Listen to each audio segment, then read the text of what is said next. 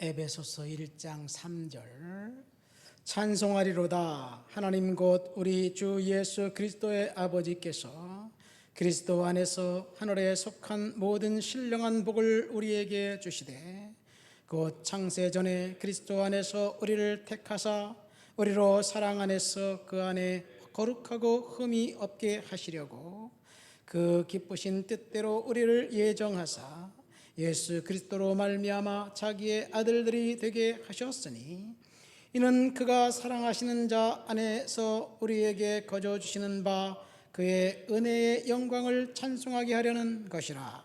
우리는 그리스도 안에서 그의 은혜의 풍성함을 따라 그의 피로 말미암아 속량 곧 죄 사함을 받았느니라. 아멘. 사도 바울이 에베소 교회에 보낸 편지에는 우리가 읽은 본문, 특별히 에베소 1장에는 하나님이 창세전에 예정하셨다, 하나님이 선택하셨다는 말이 나옵니다. 하나님이 선택하셨다는 말의 의미는 하나님이 버리셨다는 의미도 있습니다. 예정론, 하나님의 선택과 유기, 이것을 성도들이 오해하는 이유는 예정론을 태초론에서 시작하기 때문에 그렇습니다. 이 말이 무슨 말이냐면 하나님이 우리가 태어나기도 전에 누군가를 선택했고 누군가를 버렸다는 생각입니다. 이유가 없습니다. 설명할 수 없습니다. 하나님께서 어떤 사람은 선택했고 어떤 사람은 버리셨다면 하나님은 변덕스러운 폭군처럼 보이기 때문에 이 선택과 유기에 대해서 많은 사람들이 저항을 합니다. 이것이 예정론에 대한 오해라는 이야기입니다. 그러니까 하나님이 선택을 태초론에서부터 시작하면 그건 예정론이 아니라 운명론이에요. 운명론.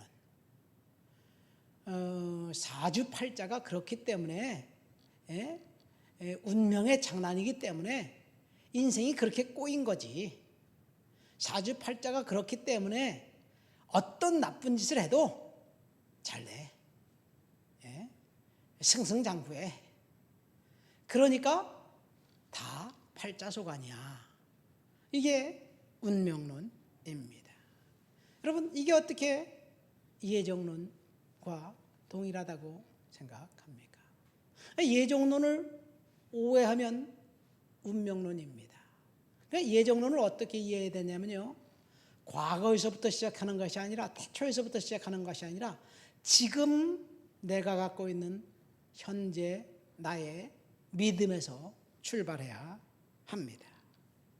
그러니까 내가 지금 예수 그리스도를 믿고 하나님의 은혜로 구원받았고 하나님의 그 축복을 날마다 경험하는 그것을 생각해 보니까 내가 뭐 하나님 앞에 잘한 것이 없는데, 뭐 내가 뭐 특별히 다른 것도 없는데, 그런데 내가 구원받고 내가 은혜받고 제사함받고 은사받고 이런 것들을 보니까 다 하나님이 섭리 가운데 나를 하나님의 자녀로 삼아주셨기 때문에 내가 선택받은 하나님의 자녀가 되었지 않았는가. 현재 우리의 믿음의 관점에서 돌아보아야만 합니다. 우리의 믿음은 절대 주권자이신 하나님의 선택에 의해서 믿는 거예요. 여러분, 믿음이라는 사실 곰곰이 생각해 보면 어떻게 결혼도 안 한 처녀가 아들을 낳았는데 그 아들이 예수고 그를 믿으면 구원받는다는 사실, 상식적으로 도저히 납득이 안 돼요.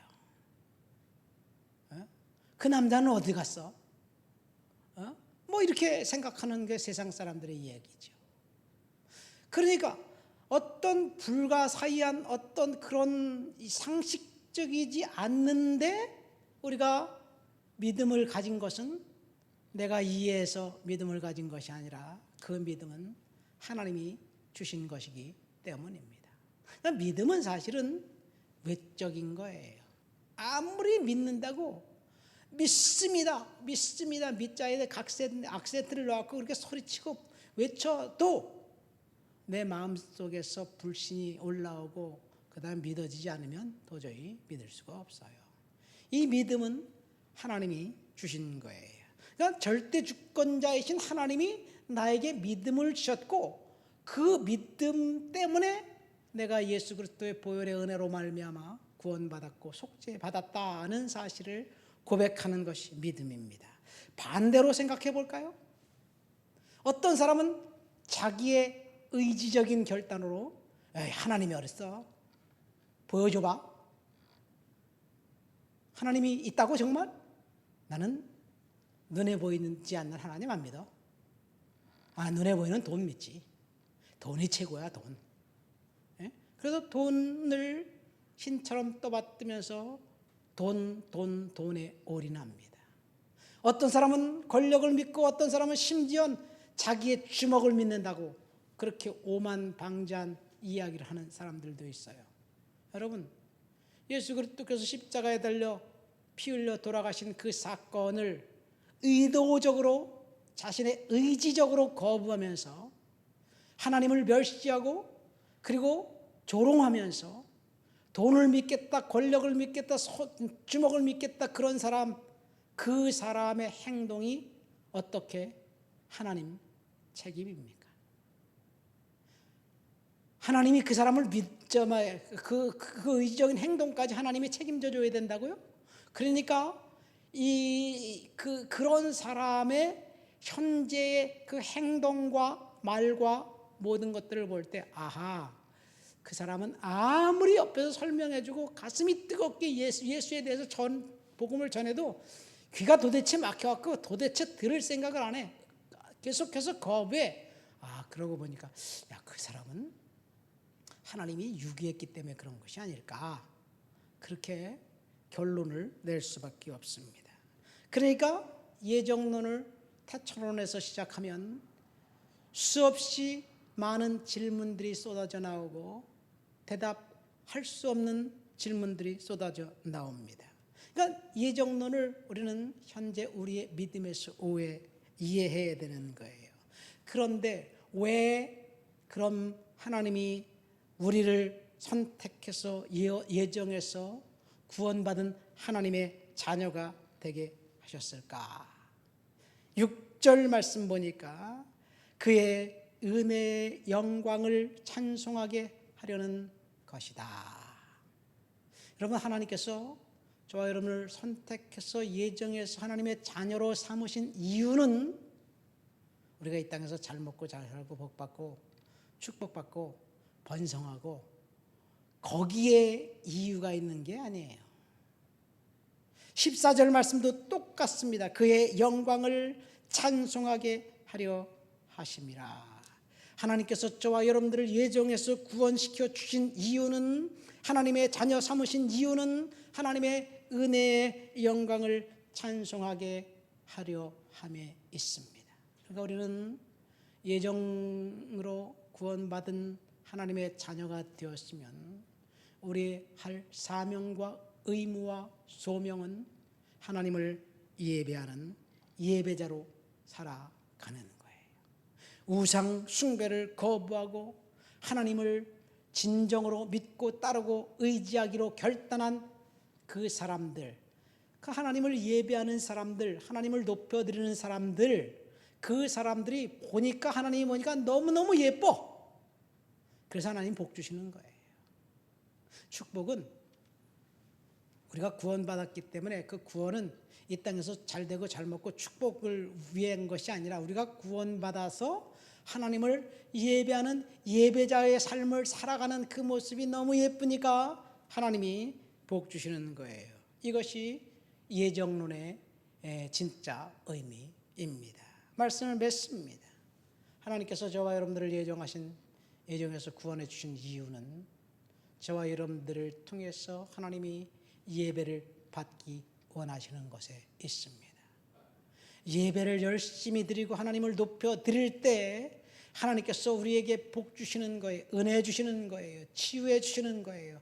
우리가 기도하는 기도 제목들마다 하나님께서 들어주시고 응답해 주시는 이야기 그거예요. 예배에 우리가 실패한다면 하나님께서 디자인해 놓으신 놀라운 은혜와 복은 우리가 받을 수 없게 된다는 이야기를 거꾸로 하면 하게 됩니다. 하나님 앞에 예정 따라서 구원받은 저와 여러분들을 통해서 오늘 하나님께서 예배받기를 원하시는데 오늘 하루 하나님을 높여드리고 하나님을 찬양하고 예배하는 저와 여러분들이 되시기를 예수님의 이름으로 축원드립니다. 하나님 아버지 감사합니다. 오늘도 주님 앞에 나와 주를 높여드리고 주를 찬양합니다. 하나님 영광 받아 주시옵소서.